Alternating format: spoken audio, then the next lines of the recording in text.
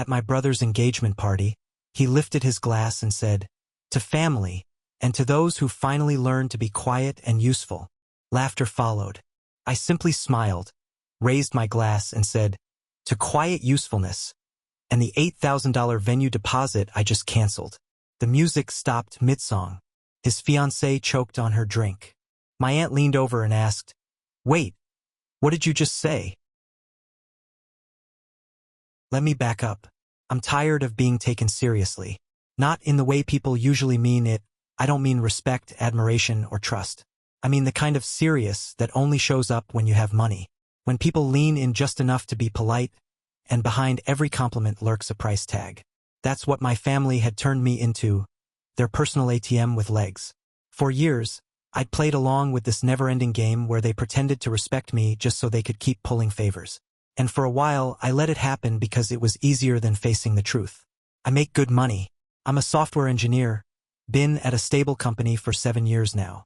No kids, no major debts, a decent savings account that used to make me feel secure. It was easy to say yes when they came asking. A couple hundred here, 1,000 there. New refrigerator for my parents, dental work for my brother Brian, vacation fund for mom, emergency car repairs for dad. It all added up, but no one ever asked how I was doing. They only asked how I could help them do better.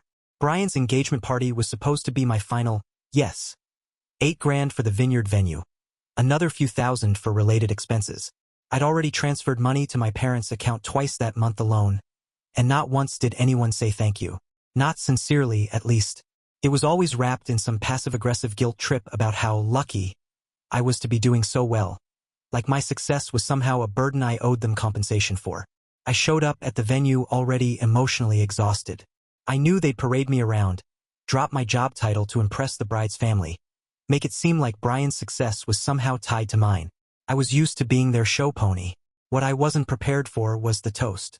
Brian stood up like he'd just won an award, raised his glass, and waited for everyone to quiet down. The vineyard string quartet stopped mid-melody. Conversations died. Even the waitstaff paused to listen. Then he said it, "To family, and to those who finally learn how to be quiet and useful." The laughter that followed felt like watching someone push a glass off a table and just stand there as it shattered on the floor. I caught my mom smirking from across the room. My dad nodded like it was the cleverest thing he'd ever heard. Rachel, Brian's fiancée, leaned into his arm like he'd just delivered the most charming toast in wedding history. Even her parents were chuckling, probably thinking they'd lucked into a family with such delightful wit. That's when I realized I wasn't just tired. I was done. So I stood up, held my glass high, and smiled. "To quiet usefulness," I said, my voice carrying clearly across the suddenly silent room. "And to the $8,000 venue deposit I just canceled." The music cut off mid-song. Rachel started coughing, champagne going down the wrong way. My Aunt Carla whispered frantically to someone, "Wait, what did he say?" I took a sip, set my glass down with deliberate care, and looked straight at Brian. His face had gone from smug satisfaction to confused panic in the span of about 3 seconds. "No party, no photographer, no catering," I continued conversationally. "I canceled it all this morning. Thought I'd wait until your big toast to let you know." The silence that followed was beautiful in its completeness. You could have heard a pin drop in that vineyard, if pins made any sound when they hit manicured grass.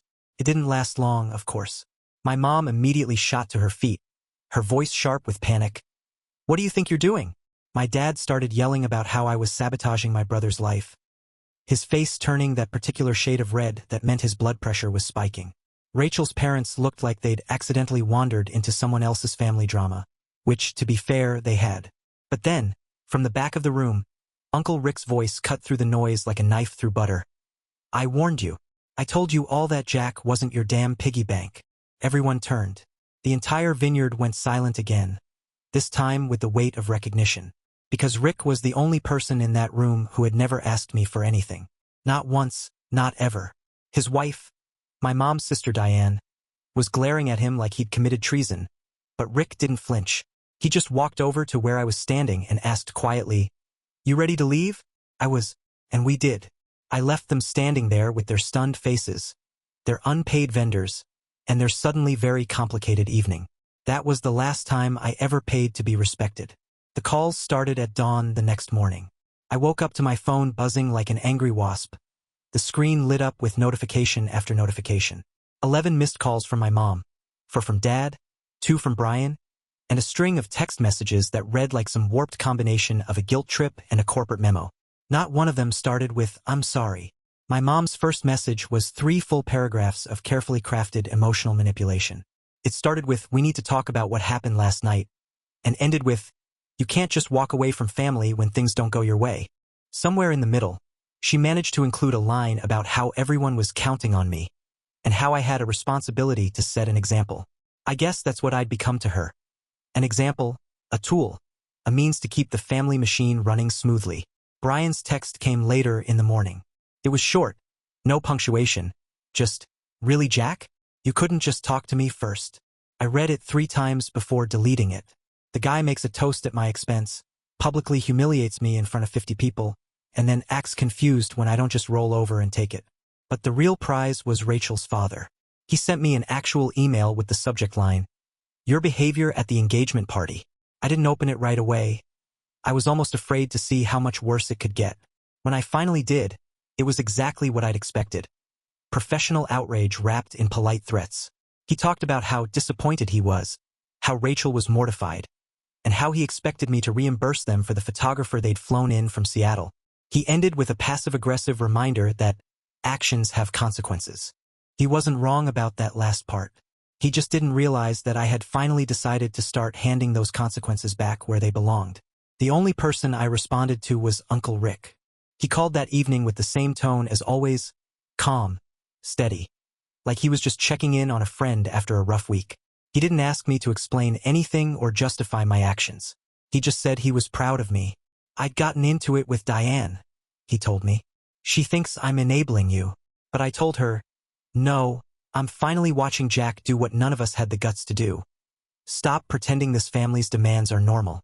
I don't know why, but hearing that felt like someone had finally given me permission to breathe again. We talked for maybe 15 minutes. He didn't offer advice, didn't ask me to make peace with anyone. He just said he had my back, and that was it. But the fallout was far from over. A few days later, the wedding planner called. Apparently, no one had bothered to tell her that the party was canceled. Brian and Rachel were still pretending it was all some kind of misunderstanding, probably hoping I'd come to my senses and reinstate everything. She asked if I still wanted her services. I told her no, and that she'd be getting a final payment for the few hours she'd already worked. That was it. Then came the real breaking point. My dad showed up at my apartment unannounced on a Thursday afternoon. I don't even know how he got into the building. Probably waited until someone left and slipped through the door behind them. I almost didn't answer when he knocked, but I knew if I didn't, he'd just keep showing up until I did. He didn't yell when I opened the door. He didn't even sit down. Just stood there in my entryway looking at me like I'd grown a second head. "You owe your brother this," he said simply. I asked him why. He blinked like I'd spoken in a foreign language, like he hadn't prepared for that particular question. Then he said something that crystallized everything I'd been feeling for years. "Because you're the one who can afford it." That's when it hit me with perfect, devastating clarity. They had never thought I was being generous. They had simply assumed it was my job to pay for their lives because I could afford to and they couldn't. That was all it took for them to justify draining me dry year after year. I had money, therefore I owed it to them. I told him I was done. Done paying to be invited to things. Done covering for people who saw my help as a guarantee rather than a gift. Done being treated like a walking ATM instead of a human being. Before he could say anything else, I closed the door and locked it. That night, I sat in my living room thinking about the black SUV I'd bought my parents 3 years ago when Dad's old car finally died. I'd paid for it in full $32,000, but I'd never transferred the title. It was still registered in my name because I hadn't thought it mattered at the time. Now it mattered a lot. If I was done being their fallback plan, I had to start reclaiming the things they'd come to treat as entitlements. Deep down, I knew this was far from over. But for the first time in years, I was ready to find out just how ugly things would get when the money stopped flowing and their respect had to stand on its own merit. I gave them 4 days. 4 days without responding to calls, without showing up to family dinners, without giving them the satisfaction of thinking I was having second thoughts. On the 5th day, I got the text from Brian that told me everything I needed to know. "Fine. You've made your point. Can we move on now?" No apology. No acknowledgement of responsibility. Just a casual request to return to the status quo like none of it had ever happened. That same afternoon, I called my insurance company and had the SUV removed from my parents' policy and reassigned to my name alone. When they asked if I wanted to keep the same address on file, I gave them a different one. A storage facility not far from my apartment where I'd already arranged a covered space. By the next morning, I was standing in my parents' driveway with a spare key and a tow truck. Mom answered the door in her bathrobe, her hair still messy from sleep. Dad wasn't home, probably at the golf course or pretending to look for work again. I told her straight up, I was taking the car back. She said that was ridiculous, that I couldn't just take something I'd gifted to them. I reminded her that it was still registered in my name, that I was still the one paying for insurance, and that I was done giving things to people who thought they were entitled to them rather than grateful for them. She called me cruel, said it was unnecessary, that I was embarrassing the family in front of the neighbors. I didn't say much after that. Just signed the release form for the tow truck driver and watched as he loaded my SUV onto the flatbed and drove away. I didn't feel proud. I didn't feel angry. I just felt clean, like something heavy had finally been lifted off my shoulders. That night, the family group chat exploded. First, my Aunt Diane jumped in calling me vindictive. Then my cousin chimed in saying I was breaking the family apart over a stupid joke. Brian finally spoke up telling everyone to let it go, but he followed that with, I'm still out of venue and a photographer, so thanks a lot, Jack. My dad never texted directly, but I heard through Rick that he was furious. Said I'd humiliated him, that I was out of control, and needed professional help. The only message that didn't make me want to throw my phone against the wall came from Rachel. Surprisingly, it was short and honest. We didn't realize how much you were doing until you stopped. That's on us. It didn't fix anything, but it was the first genuinely honest thing anyone besides Rick had said since this whole mess started. Rick called me again later that week. Said I'd started something that couldn't be undone, and he wasn't upset about it. In fact, he sounded almost relieved, like someone had finally shattered the fake smiles and guilt-laden favors that had been holding the family together with duct tape and wishful thinking. He told me Diane was furious with him too, that she'd accused him of choosing sides. But he told her, no, I'm choosing reality. I asked him how long he thought the storm would last. He laughed. Until they find someone else to bleed dry, or until they realize money isn't the real problem. It's the entitlement. By the end of the week, Rachel's father had emailed me again, this time with an itemized spreadsheet. He wanted partial compensation for the canceled party, complete with projected costs and losses, broken down by category. I forwarded it to Rick without comment. Rick replied with 4 words, tell him to sue. I didn't answer the email. I didn't know him anything, and I wasn't going to pretend otherwise. For once in my life, I wasn't reacting to their demands. I was choosing what I let into my world, choosing what I supported. And for the first time, that didn't include them. The next surprise came on a Wednesday afternoon. I just finished a brutal client call and was heading to grab lunch when I found a thick envelope wedged into my mailbox. No return address, just my name handwritten across the front in block letters. Inside was a personal check made out to me for $8,000. There was also a note. No greeting, no signature, just 6 words scribbled on a torn piece of notebook paper. Be the bigger man. Fix this. I stared at it for a solid minute, almost waiting for it to make more sense. The handwriting looked familiar. Stiff, all caps, like someone who rarely wrote anything by hand anymore. It had to be Rachel's father. I didn't deposit the check. I didn't even tear it up. I just left it on my kitchen counter and stared at it for hours, like it might suddenly explain itself. At first, I thought it was hush money, a quiet bribe to smooth things over and convince me to be the bigger man, as they put it. But the more I thought about it, the more it felt like bait. They wanted me to cash it, not to fix anything, but to own the whole mess. If I took that money, it would mean I'd accepted blame for everything, that I'd caused all the damage, that everything they'd said about me being vindictive and petty was true. So the next morning, I mailed it back. No note, no explanation, just the check returned to sender. That weekend, the family held a meeting without me. I know because Rick called me afterward and said it was the most passive-aggressive disaster he'd witnessed in years. My parents were still furious. Brian had started talking about eloping just to move past all the drama. And Rachel was apparently in tears the entire time, saying she didn't even know if she wanted to go through with a wedding surrounded by people who couldn't have a conversation without it turning into a financial negotiation. I think they're finally running out of people to point fingers at, Rick told me. Then came the real plot twist. That Monday, I got a call from an unknown number. I almost didn't pick up, but something told me to answer. It was Rachel. She was crying, not in the manipulative, performative way, but the quiet, exhausted kind of crying that comes from finally seeing things clearly. She said she needed to talk to someone who wasn't trying to control the outcome, someone who hadn't been lying to her about how much they owed to the family image. Then she dropped the bombshell. She discovered that Brian had opened a joint bank account with her name on it, one she'd never authorized. He'd been using it to shuffle money around for wedding expenses, including taking out a short-term loan that would have made her legally responsible for the debt.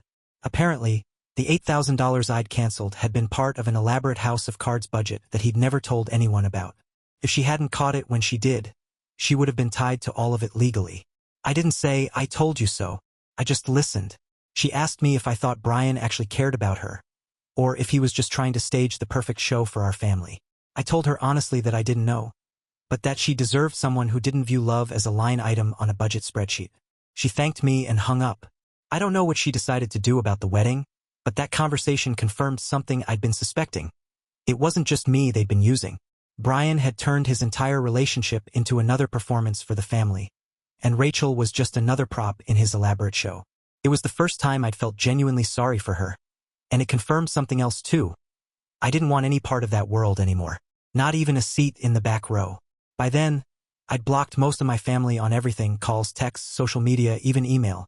I thought maybe they'd finally take the hint, but entitlement doesn't go down quietly. It just finds new doors when the old ones close. My work phone started ringing on a Tuesday morning. At first, I thought it was a client, but when I answered, it was my mom. I hadn't even given her that number, which meant she'd called my office and somehow convinced someone to hand over my direct line. She launched right in without any greeting. "You're tearing this family apart." I didn't respond, just waited. "I don't care what Brian said or did," she continued. "You could have handled this like an adult. You could have come to us privately, but instead you've dragged our name through the mud, and now Rachel's parents are threatening legal action." I said exactly one thing: "You called my workplace. That's harassment." She went quiet for a moment, then said something about desperate times. I hung up, blocked that number too, and then reported the whole incident to HR just to cover my bases.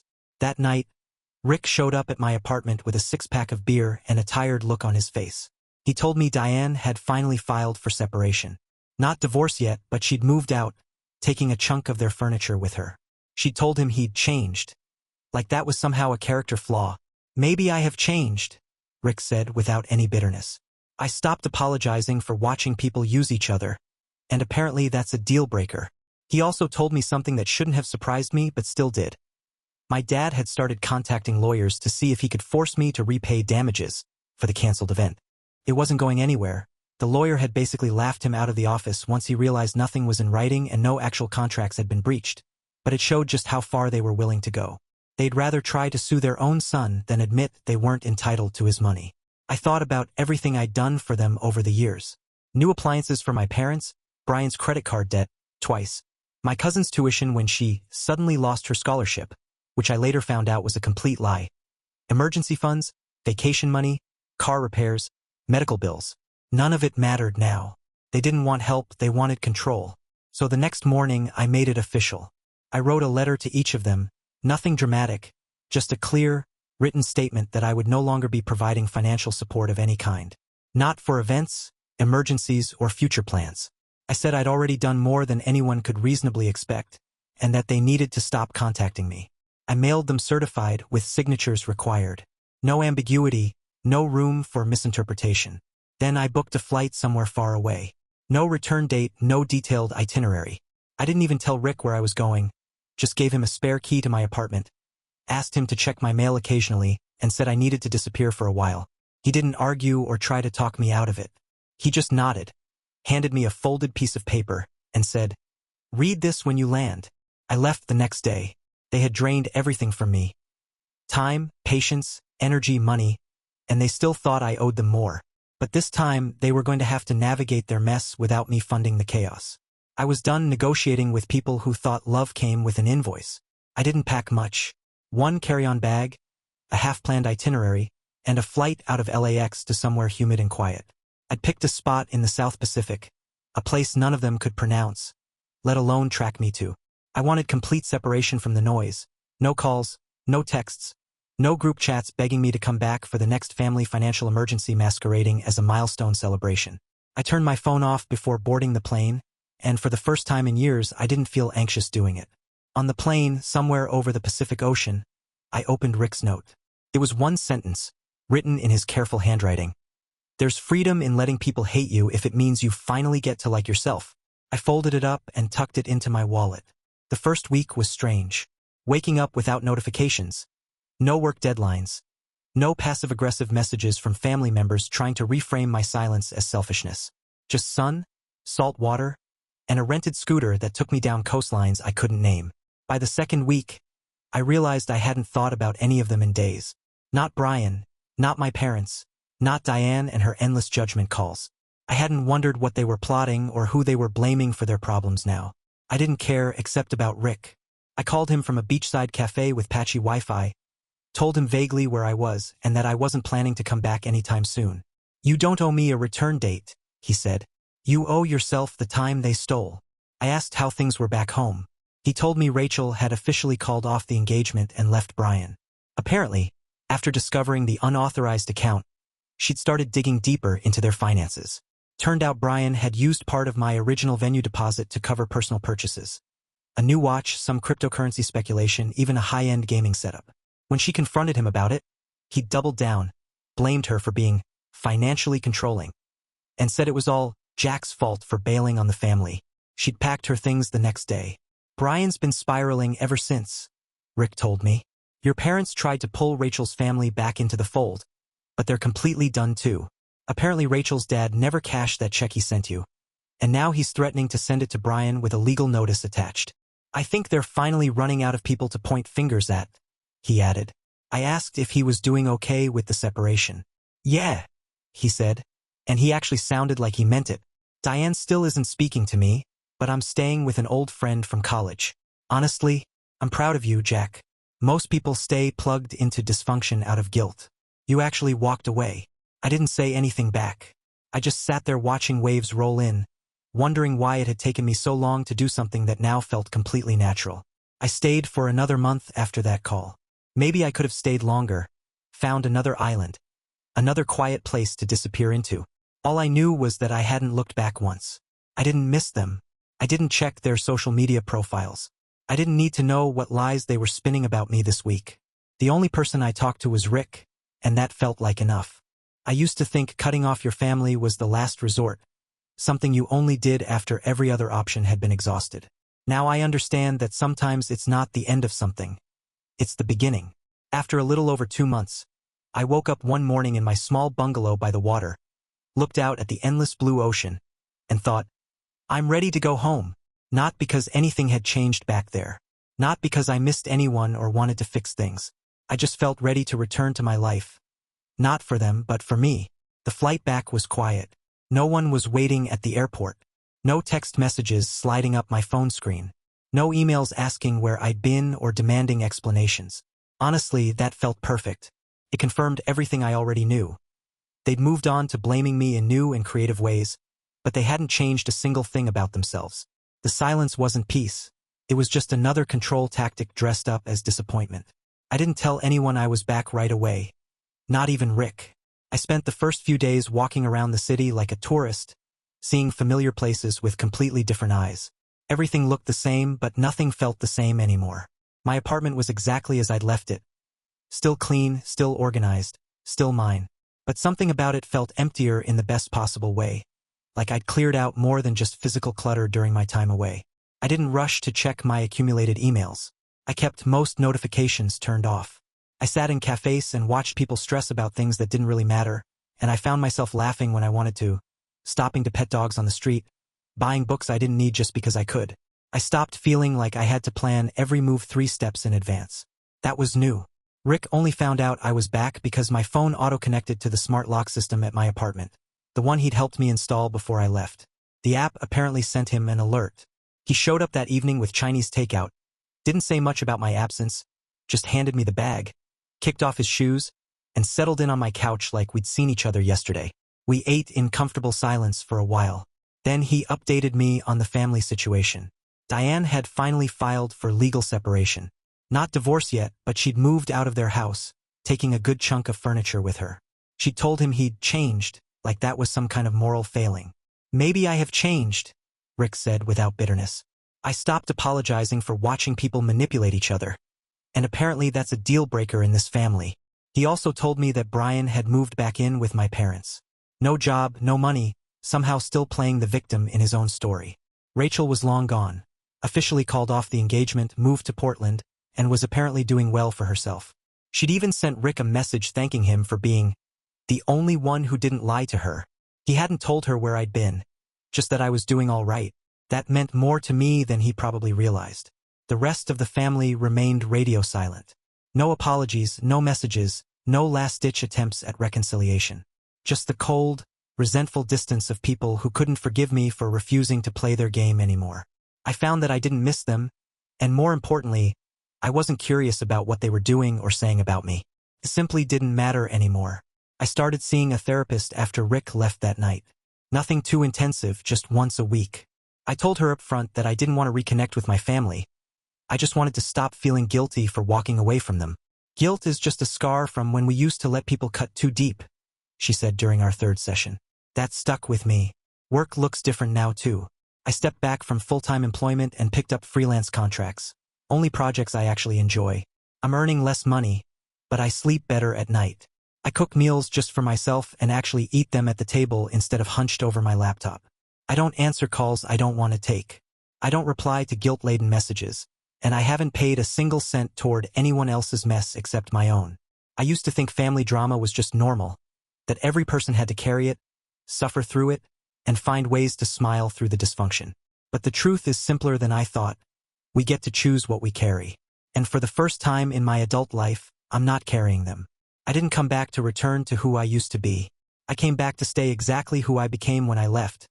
Someone who finally learned the difference between being generous and being used, between family loyalty and financial exploitation, between love and manipulation. The toast that started it all feels like it happened to someone else now.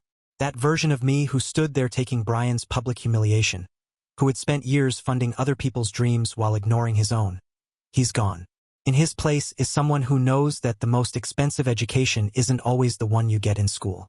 Sometimes it's the one you get when you finally stop paying for the privilege of being disrespected by the people who are supposed to love you unconditionally. And you know what? It was worth every penny I didn't spend.